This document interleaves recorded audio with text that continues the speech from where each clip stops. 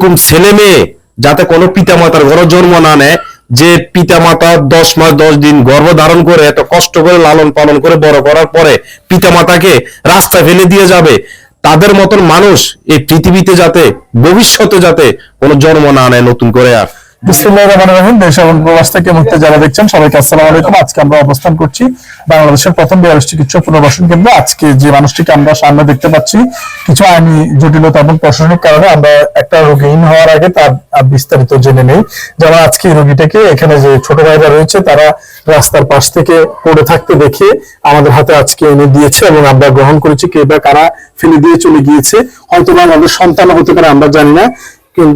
ধিক্কার জানায় এরকম সন্তানকে যদি সন্তানরা তাদের ফেলে দিয়ে যায়, কারণ এই বয়সে একজন মানুষ মুখ দিয়ে লালা পড়ছিল এবং রাস্তার পাশে কংক্রিটের বালুর পাশে স্তূপের পাশে পড়েছিল এবং কথাও বলতে পারছে না, ক্ষুধার্ত অবস্থায় সেখানে পড়েছিল। যদি এই ছোটবেলায় উদ্ধার না করতো রাতের বেলায় হয়তোবা শিয়াল কুকুরের কামড়ের শিকার হইতে হইতে, কিংবা সারা বৃষ্টিতে ভিজতে, অথবা মশার খাবারে পরিণত হতো।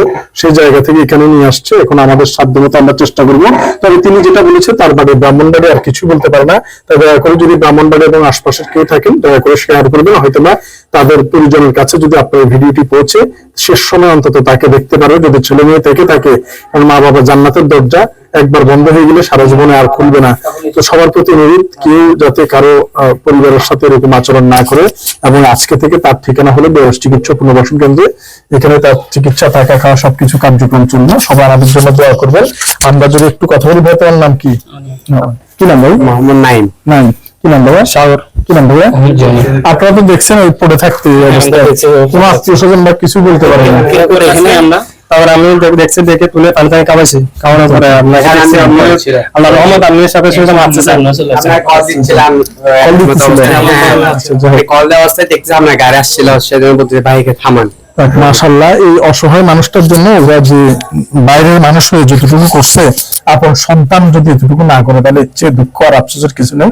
তাই ওনার থেকে যতটুকু আফসা শুনতে পেরেছি, ওনার স্ত্রী নাকি মেয়ে ছিল, ওনার দুটো মেয়ে আছে শ্বশুর বাড়িতে, এর বাইরে আর কিছু বলতে পারে না। আর এখানে পড়ে রয়েছে, জানি না ছেলে মেয়ের কি অবস্থা বা কতটুকু কি, কিন্তু সবাই ভিডিওটা শেয়ার করবেন যাতে ওই সমস্ত কুলাঙ্গার ছেলে মেয়ের চোখ কান বরাবর পর্যন্ত যায় এবং আসলে কার বাবা, এই কার ভাই কিংবা কার স্বজন, তাদের চোখ পর্যন্ত চলে যায় এবং সমাজে যাতে তারা হয়ে প্রতিপন্ন হয়। মানুষটাকে যেভাবে রাস্তায় ফেলে দিয়ে গিয়েছে, তারাও যাতে একদিন এরকম রাস্তায় পড়ে থাকে এবং তাদেরকেও ইন্ডিকেট করে শেয়ার করে সবাইকে দেখার সুযোগ করে দেন যে কেমন অমানুষের সন্তান হলে এই ধরনের কাজ করতে পারে, এরকম স্বজনকে রাস্তায় ফেলে দিয়ে চলে যেতে পারে। তো ইনশাআল্লাহ এই পাশে রয়েছে রতন ভাই, তাদের স্বজনদের যাতে ফিরে পাওয়ার জন্য যাতে সবাই ভিডিওটা শেয়ার করে। আসসালামু আলাইকুম।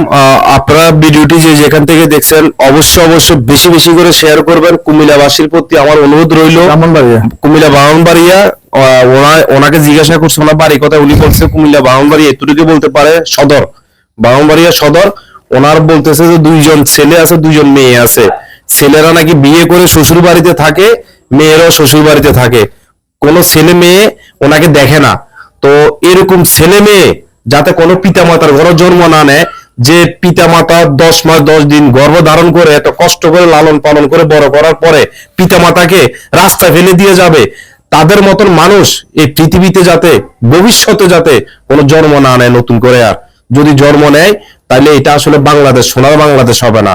কারণ এরকম ছেলে, একজন বাবা একজন মা তাদেরকে ছেলে মেয়ে রাস্তায় ফেলে দিয়ে যাবে, এটা আসলে কোনো মানুষের কাতারে পড়ে না। এরা মানুষ না, এরা মানুষ নামে অমানুষ হিসাবে আমি মনে করি।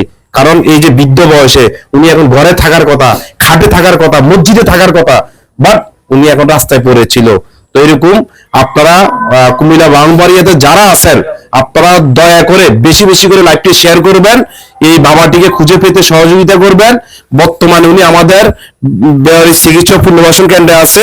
আপনারা চাইলে আমাদের পেজে, আমাদের নাম্বার আছে, আমাদের পেজে যোগাযোগ করতে পারেন।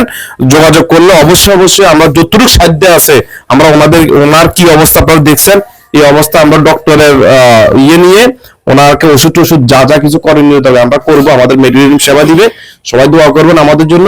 আসসালামু আলাইকুম। ধন্যবাদ রতন ভাই। ইনশাআল্লাহ আপনারা আসতে পারেন, সবাই আসুন, দেখুন, ভিজিট করুন, পরামর্শ দিন এবং এই বেয়ারিশ মা বাবার জন্য দোয়া করুন। অবস্থিত বাংলাদেশের প্রথম বেয়ারিশ হাসপাতাল থেকে। আসসালামু আলাইকুম ওয়া রাহমাতুল্লাহি ওয়া বারাকাতুহু।